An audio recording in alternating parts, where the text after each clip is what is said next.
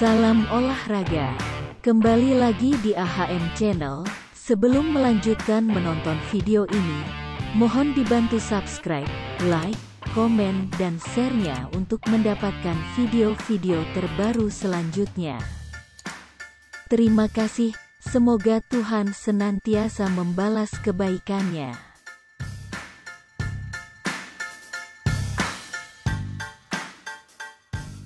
PSM Makassar akan berhadapan dengan PSS Sleman pada laga pekan ke-18 BRI Liga 1 2022/2023 di Stadion Gelora B.J. Habibie Parepare, Sabtu, tanggal 14 Januari tahun 2023.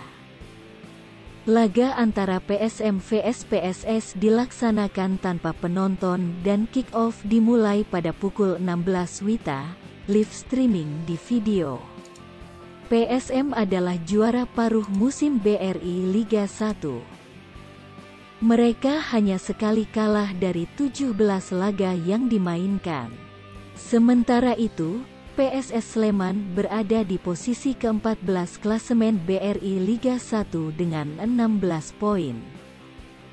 Performa PSS jauh dari kata konsisten pada putaran pertama.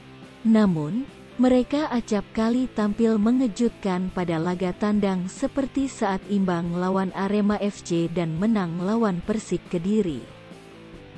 Pertandingan diprediksi akan berlangsung seru dan menarik, kedua tim mengincar kemenangan.